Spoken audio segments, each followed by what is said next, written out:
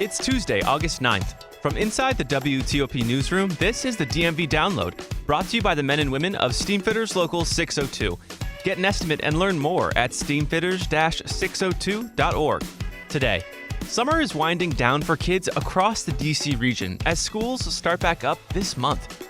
And teachers, parents, and students all have a big year ahead, as the scars of pandemic learning loss are still healing. WTOP's Scott Gelman says new data sheds light on where local students stand. There are more students who needed what is deemed intensive literacy support at the end of the last school year than did at the beginning of the school year. And that is sounding the alarm for some school officials in Arlington. We also talk about how staff shortages could hamper efforts to solve this learning loss issue. Because if you don't have the teachers, you don't have the learning. And if you don't have the learning, you see students struggling, which is already the case in unfortunately so many places. Thanks for joining us. I'm Luke Garrett. Megan Cloherty is off today. Reading. It's an essential skill that connects us to history, poetry, and really the world. In Arlington County Public Schools, 4th and 5th graders are struggling to keep up with literacy standards. That's according to new data from the Virginia school system. To help us make sense of these concerning numbers and the stories behind them, we bring in WTOP's Scott Gelman. He's covered education closely throughout the pandemic and joins us now. Scott, thanks for being here. Thanks for having me. Yeah. Although it's a little weird without Megan. Not ideal, but we'll get through it. We'll get through it together. So, Scott, let's look at these numbers. What are we seeing in Arlington County schools? Yeah, so there's some data that was released, and this is a literacy assessment that gets given to students 3 times a year. Okay. It is the beginning of the year, the middle of the year, and the end of the year, basically detecting student proficiency.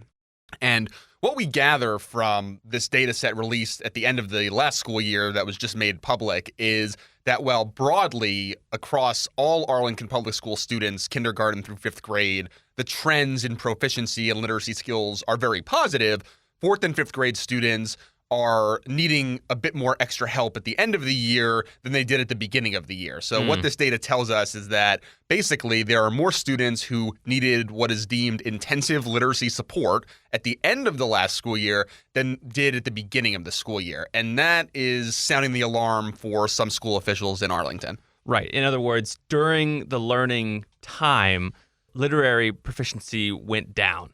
Not ideal. Correct. And we're seeing that. So the assessment's given 3 times during the year, and we saw the number of students needing that intensive support increase from the beginning of the year to the middle of the year, and then again from the middle of the year until the end of the year. And that's only among 4th and 5th graders, not all Arlington students and not all kindergarten through 5th graders. Got it. And so what can we attribute this loss to? So it's a few things, but one of the particularly interesting things, because we could talk about numbers and data and trends, right? But at the core of this is what's going to get done, right? Is something actionable going to change? And there's a school official in Arlington who told us that they changed curriculum materials for kindergarten through 3rd graders previously. Okay. And now you're seeing what they're describing as the positive results of that, right? So you're seeing kindergarten through 3rd grade, the numbers in terms of student proficiency got better throughout the course of the last school year. And when it comes to those 4th and 5th graders, the curriculum materials were not changed. And so now the school system is introducing this new material that school officials say will help students with phonics and should ultimately improve some of these numbers that they're a little bit concerned about regarding the last school year. Phonics, what is that? So simply word pronunciation. And this is helpful for students who may be English language learners. They might not be using English as their primary language. And so they really feel that these new 4th and 5th grade materials will help these students in 4th and 5th grade take the step entering 5th grade or middle school that we saw these kindergarten through 3rd graders take in this last school year. So there's some good things going on in the kindergarten to 3rd graders, and they're going to try to pass that on to the 4th and 5th graders. Correct. And so taking a step back from Arlington County Public Schools, from your reporting on schools across the region, are you seeing similar trends in learning loss? I mean, how are we doing? Yeah, so this is actually, and there's endless data and endless assessments that can really be analyzed, and you can draw conclusions and see what's going on. And it's also important to note, right, that standardized tests are just that. So there are going to be folks who draw conclusions, but also, as I imagine many of our listeners would understand, if you wake up and perhaps have a really bad morning or there's something going on, of course that impacts your performance on the standardized test. And so while this gives us standardized tests give us a big picture look at what's going on in a particular county, across the country, whatever it might be, there are some limitations to take into account, but it is a valuable tool for analyzing the big picture of what's going on. And so to answer your question, when you're looking at learning loss across the region, there are several different metrics and assessments that you can look at. But at the end of the day, all students were behind screens for a long period of time, some longer than other. Yeah. And what it comes down to is what's going on in the classroom hour by hour, maybe even minute by minute, if you really want to get into the nitpicky of it, and what teachers and school systems are doing to help students understand these comprehensive skills. Because I think now there is enough data to show that virtual learning, when it did occur, was not good for students and they fell behind. And it's simply compared to maybe riding a bike, right? So algebra or whatever the topic might be, maybe you just need a little bit of tutoring or one-on-one help to help you recall those skills. But something has to happen for those students to be able to get back on track. And as we're seeing in this Arlington data, the 4th and 5th graders are not quite there yet. And, is there really this direct, you kind of alluded to it, but is there a direct line between the pandemic and this learning loss? There is, for two reasons. And the first is the student mental health perspective, which is not only were students, as were many of us, at home during the course of the pandemic, but they also weren't doing those social things that might facilitate learning, right? They weren't sitting next to their best friend during lunch. They weren't engaged in before and after school clubs. And whether we want to acknowledge it or not, those are part of the school experience that will impact your day and decide how much attention you might pay to calculus class, for example, right? And so that's one. But the second is the impact that virtual learning had just on student understanding, because when you're looking at a screen, it becomes very difficult to focus. There are many distractions when you're not in school, and perhaps you might be limited in terms of your willingness to raise your hand and ask a question, or perhaps someone raises a point in a classroom that they didn't want to raise their hand in a Zoom conference and do. So all of a sudden, you go down this pipeline where you're having a conversation about something that maybe in that virtual environment you weren't having. Yeah. And so it's really those two big things, the mental health perspective and also just the losses that we were just now uncovering when it comes to students working behind screens during the pandemic. And that's probably a big part, maybe not the only part, but a big part of why you're seeing some students struggle, not just academically, but also with their behavior as they go back into class here in the DC region in a few weeks as well. I know, it's coming up. It's kind of crazy to think about that. It is August, which is absolutely absurd. And, related to this learning loss issue is staff shortages. And these two issues do not really go well together.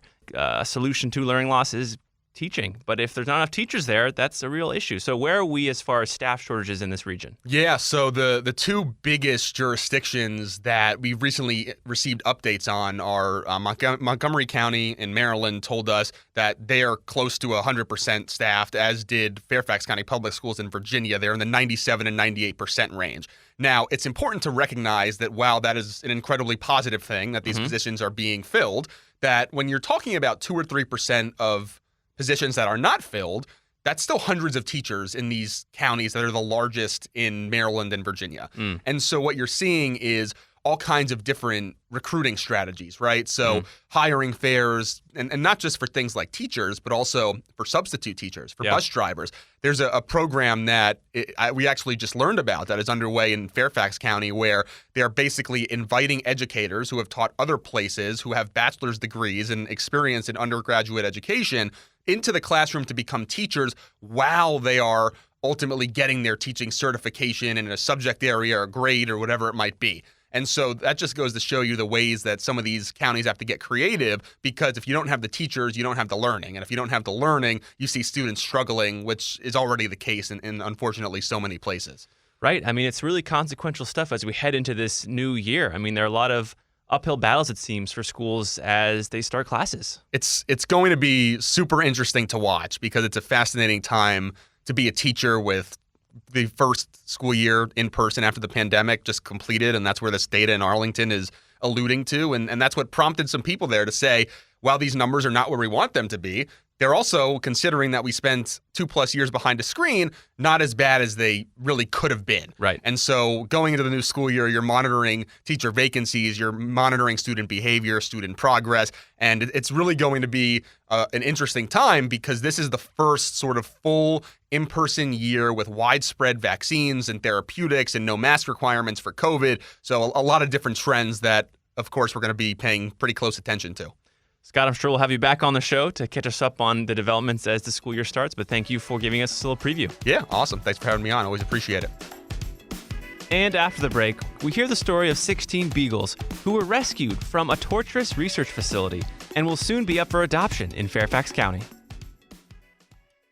Backed by the experience of its hardworking members, Steamfitters Local 602 is ready to take on your next commercial heating, cooling, HVAC, or refrigeration project. Steamfitters Local 602 adds value to our community through its partnerships with local contractors and building owners, all while keeping the focus on improving the lives of its members and their families throughout the DMV. For work that's on time and on budget, go to steamfitters-602.org to schedule your next project. That's steamfitters-602.org. Steamfitters Local 602, changing lives. Thanks for listening to the DMV Download. If you like this show, give us 5 stars and leave us a review on Apple Podcast. We love hearing from you guys, and your reviews really do help other listeners find this, our area's only in-depth daily local news podcast. And thank you for making us a part of your day.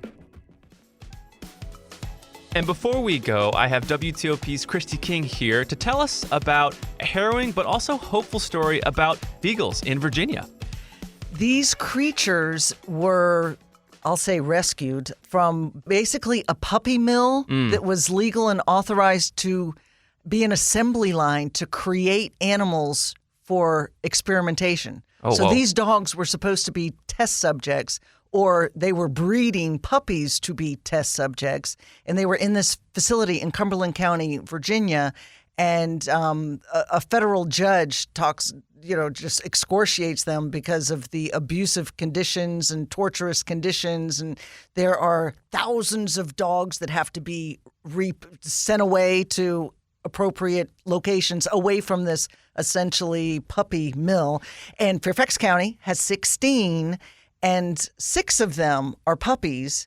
And 6 of them are as old as 6 years old. So the puppies ostensibly would have been sold for experimentation. And apparently beagles are used frequently because they're so docile and compliant, and they're small and easy to handle. Wow. And the older dogs are part of the assembly line. They're the ones being bred to produce the content that gets sold off to the guinea pig factory. And so there are 16 beagles, and they're up for adoption. Is that right? Not quite yet. Okay. They will be. The babies, the 3-month-olds, they're all of the 3 months old are male, and there's 6 of them, and they're malleable. They're like pieces of clay to be shaped. So Right. so they're cute little puppy, floppy-eared and chasing each other and with their little fuzzy toys and frolicking, and they're not going to have any trouble transitioning. But the older dogs who have been around in the facility for years, they've never seen the sun. They've never been on a walk. They've just, lived in a cage as though they were prisoners. And those animals, some of them are very timid. I'm sure. Not all of them, but some of them are really going to need some work. So let me return to your question. You asked me, are they adoptable? Right. What's going to happen to them? They're going to be. Okay. They're going to be adoptable. And it must be said that we have video of these beagles on WTOP.com. Chrissy wrote a fantastic article about this story, and they're cute. Well, when they're so engaging. I mean, they want to be in your face. They want love. They want attention. And when they're frolicking amongst each other, like the brothers who are the 3-month-old beagles will chase each other around or each fight over a stick or tackle each other and, dive bomb and surprise each other. How adorable is it? It's a hot day and one of them plops down in the water bowl. I mean, come on. Or they want to be elevated and they'll jump up on platforms or little stools and look around and they're very engaged and engaging.